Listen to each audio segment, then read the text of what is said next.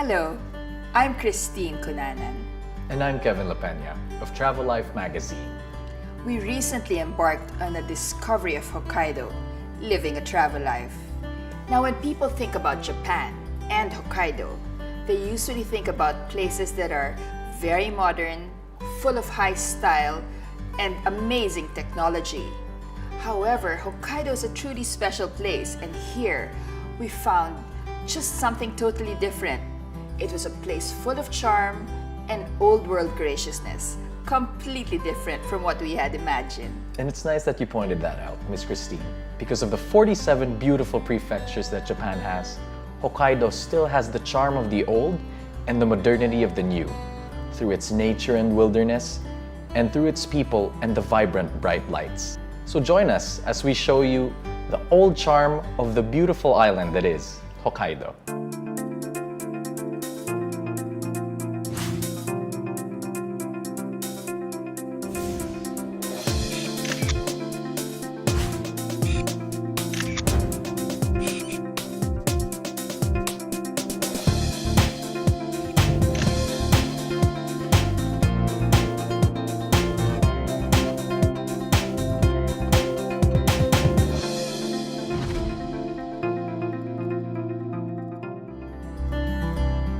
To get to Sapporo, you have to take a plane from a major city like Tokyo or Osaka. So most travelers like to arrive in the island by air through Chitose, which is the major airport of Sapporo.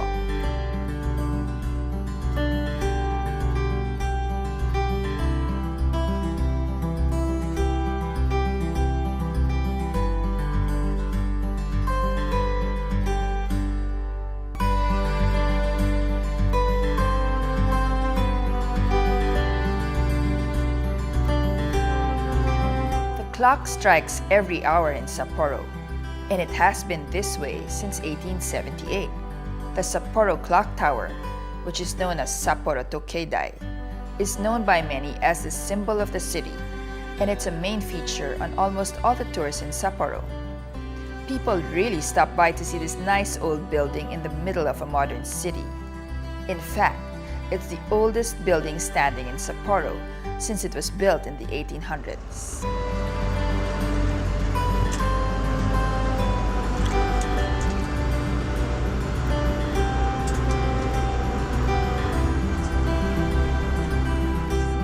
Just a few blocks away stands a red brick building, the old government office.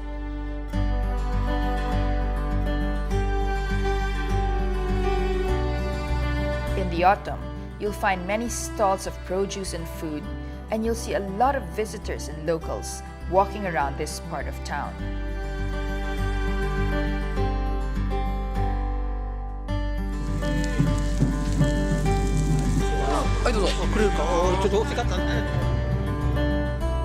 Strolling through the crowds, you really feel a sense of warmth and community. This warmth, as we later realized, is something that makes Hokkaido more charming than it already is.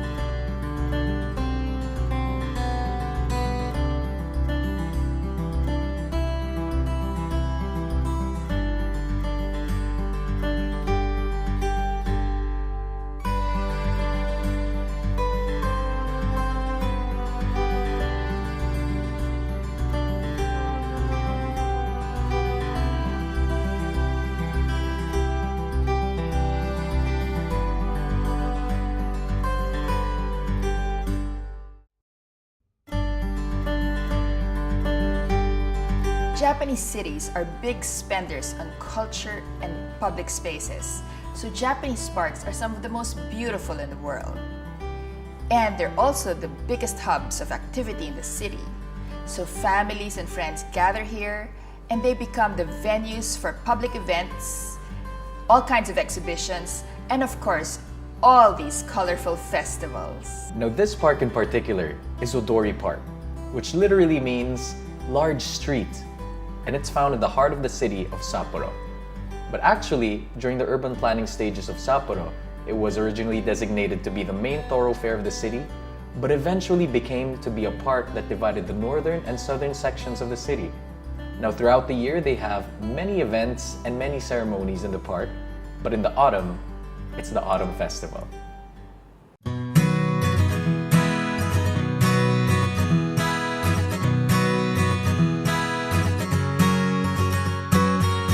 The autumn breeze really brings people out to enjoy nature.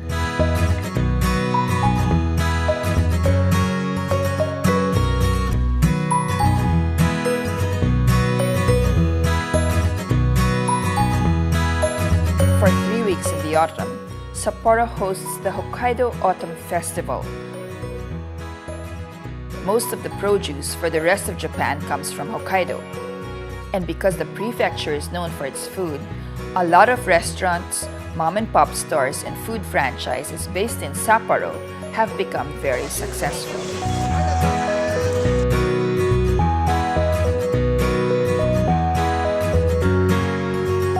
Everyone flocks to the Odori Park from morning till sundown.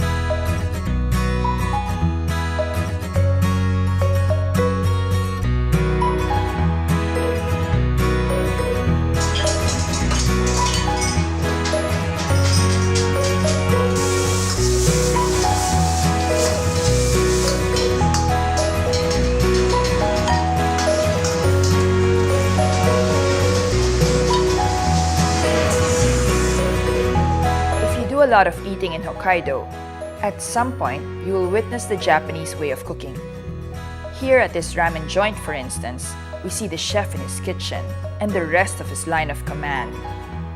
You will easily notice who the chef is because he is the one in front of the board.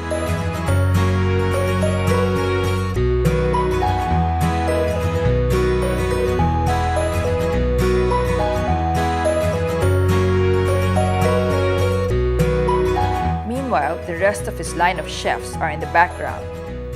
The meal is served, and as one enjoys the meal, the learning inside the kitchen continues. There's a lot that goes on in every bowl enjoyed.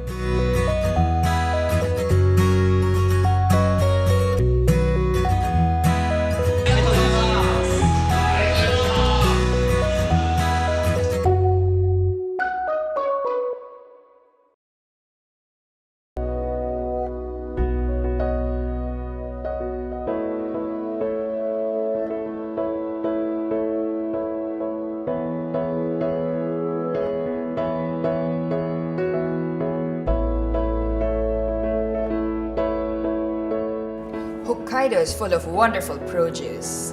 And of course, the food culture is one of the main reasons why tourists even come here. People fly to Sapporo just to eat seafood. That's why it was nice to check out one of their markets, so at least we have an idea of how much seafood actually comes from Hokkaido to the rest of the country.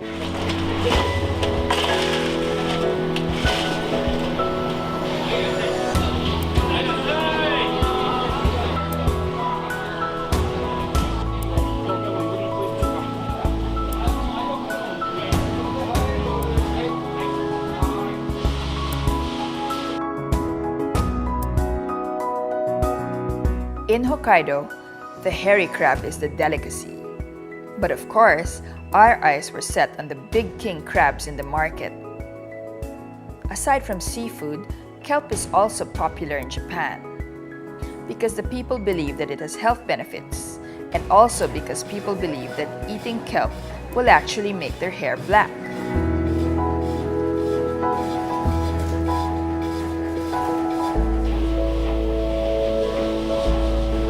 Going around the market, we see melons all over. This is because Hokkaido is famous for their melons. The cheapest price for the yubari melon in Hokkaido is 1,000 yen, but that price easily triples in other parts of Japan.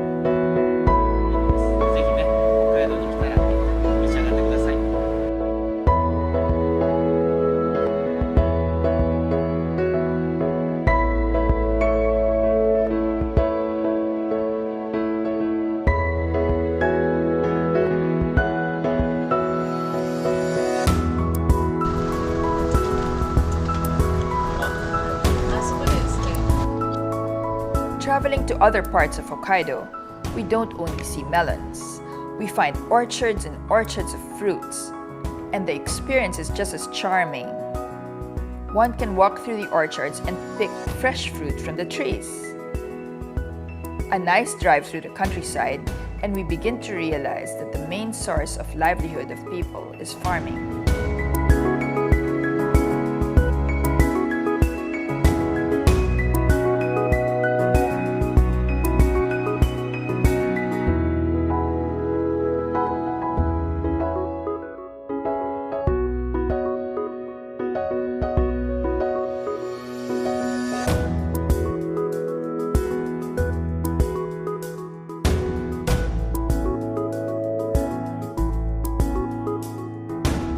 We stop by Higashikawa. In the vast rice fields that we see, farmers continue to innovate their products.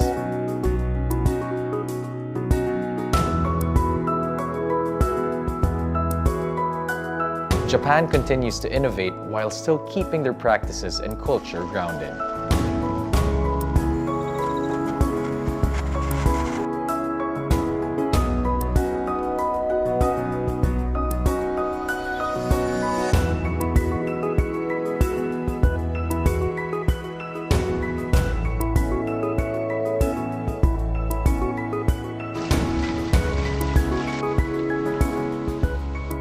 We visit a sake brewery to see how technology plays a big role in classic sake production. The Otokoyama Brewery is where they produce sake, and it's also a museum that houses old sake production equipment.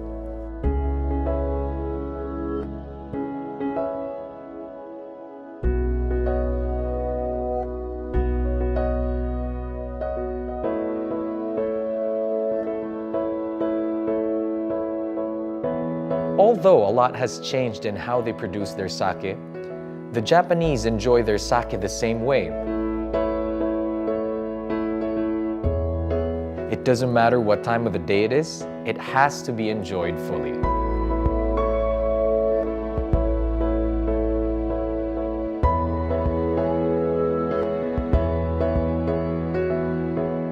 At this point, one might think that everything about Hokkaido is just food. Well, it partially is. The region is blessed with so much produce that traveling all over just to eat is always a good thing. This grocery has photos of farmers posted around the area. There's a sense of trust that they give their farmers. Seeing their photos assures them that the food they buy and make for their own families is of good quality. Being in Hokkaido and witnessing this food culture says a lot about the Japanese culture as a whole. They patronize their own, they build on what they have, and they nourish their produce and the people who harvest them. We learn more about this culture as we see the rest of Hokkaido.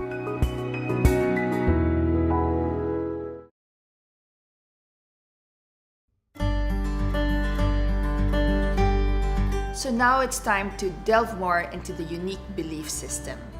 The Japanese are great lovers of nature, and the Shinto religion has many gods and deities associated with it. What's interesting to know is that the Japanese also believe in good and bad days.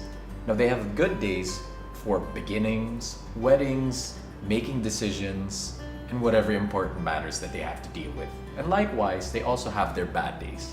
But fortunately for us, we get to witness Hokkaido in one of their good days, where they come out and they praise and give honor to their deities.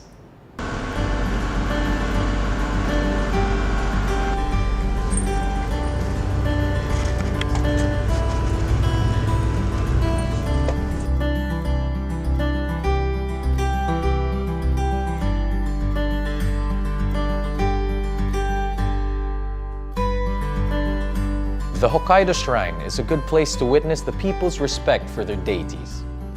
Children in kimonos mark a good day in Japan, when crowds flock to the shrine hoping for good luck. It's a nice day out.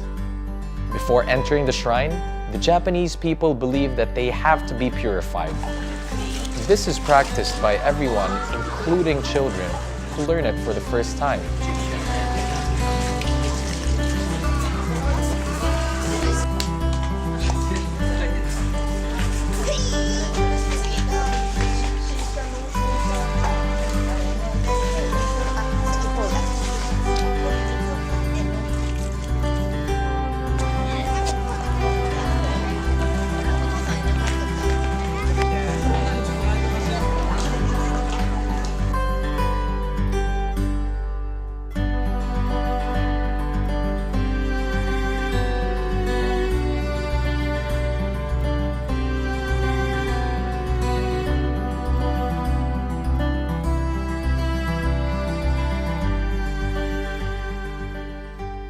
Those who consult the oracle can have either good fortune or bad fortune, and you take your good luck home.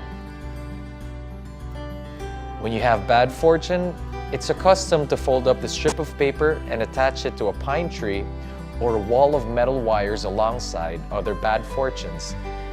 The idea being that the bad luck will wait by the tree rather than attach itself to the bearer. The people bring their fortune home and release their bad fortune and leave it in the shrine. But this is a belief shared by most, and the common belief of people, their hopes, their wishes, keep them together.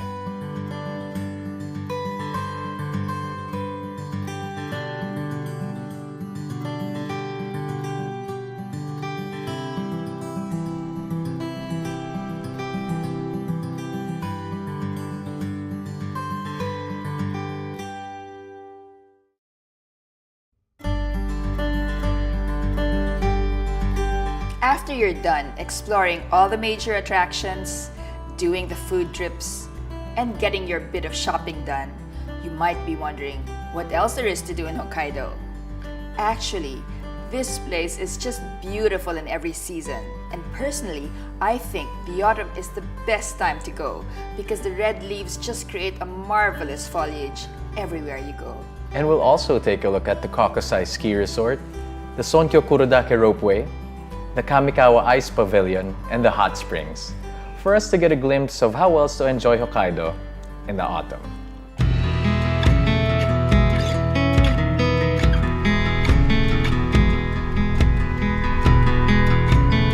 This place is popular for skiers in the wintertime, but during fall, one can enjoy the beautiful view from above.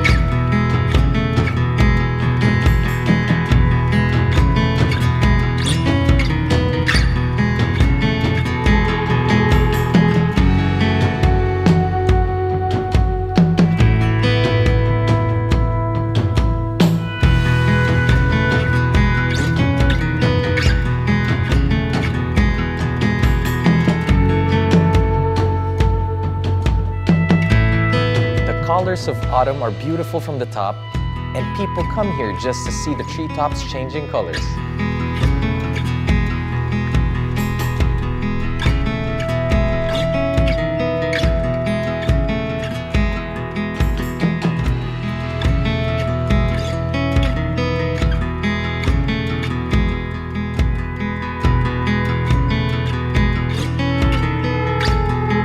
From this height, we travel to an even higher place at the Sonkyo Kurudake Ropeway.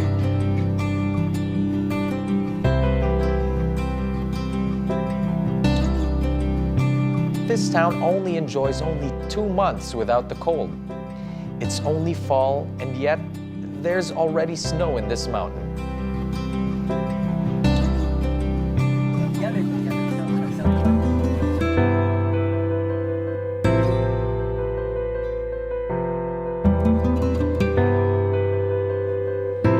It's a nice place to visit and to just find some quiet time.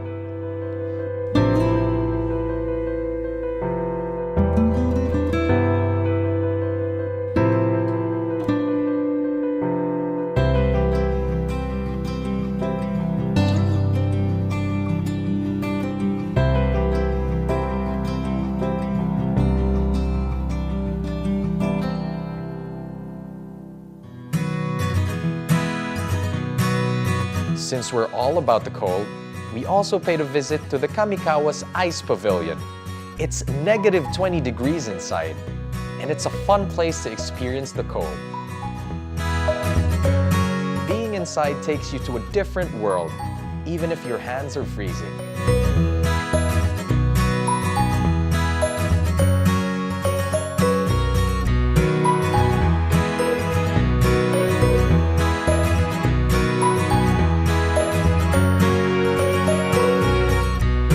Always something fun to do for the kids and the kids at heart.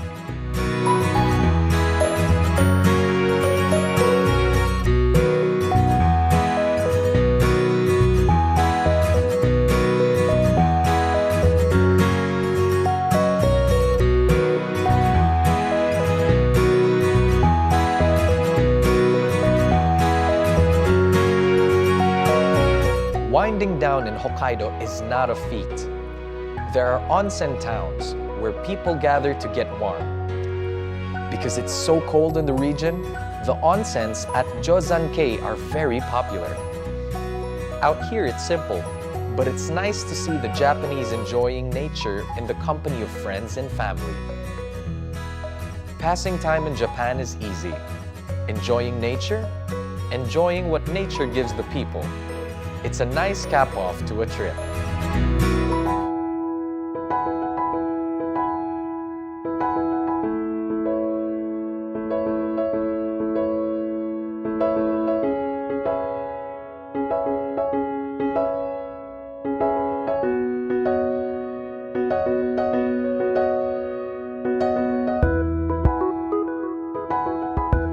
We always think that Japan is flashy, but we forget that it's actually still also very simple and traditional. The Japanese live in simplicity, and that charm transcends in their everyday lives through generations. What brings us to Hokkaido can be many different things, but what makes the stay enjoyable is the people who are willing to always welcome you in. With the onset of cold in autumn, the warm Japanese people will always keep you coming back. And that is what we happily discovered in Hokkaido, living a travel life.